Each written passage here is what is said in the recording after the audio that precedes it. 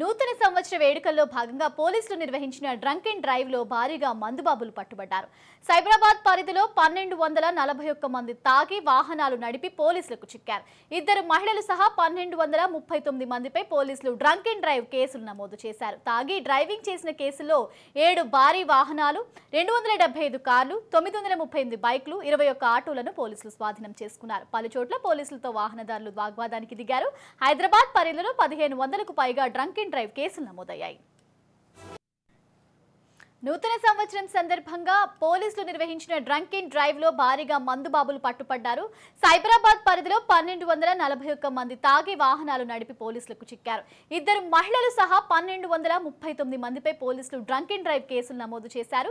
తాగి డ్రైవింగ్ చేసిన కేసుల్లో 7 భారీ వాహనాలు, 275 కార్లు, 938 బైక్లు, 21 ఆటోలను పోలీసులు స్వాధీనం చేసుకున్నారు. ఇక పలుచోట్ల పోలీసులతో వాహనదారులు వాగ్వాదానికి దిగారు.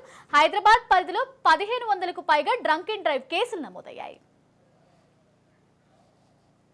ఓవరాల్ గా దీనికి సంబంధించి మరింత సమాచారం మా క్రైమ్ బ్యూరో చీఫ్ ఇన్నారెడ్డి అందిస్తారు. ఇన్నారెడ్డి చెప్పండి, ఇక చూసుకుంటే నూతన సంవత్సరం సందర్భంగా డ్రంక్ అండ్ డ్రైవ్ టెస్ట్లు అయితే చేయడం జరిగింది. పోలీసులు భారీగా దానికి సంబంధించి చాలా ఏర్పాట్లు కూడా చేశారు. లాస్ట్ మనం మాట్లాడుకున్నాము. చూసుకుంటే ఇక్కడ డ్రంక్ అండ్ డ్రైవ్ కేసులో భారీ వాహనాలు అలాగే వాహనదారులు కూడా పట్టుబడినట్లు తెలుస్తుంది. అప్డేట్ ఏ విధంగా ఉంది?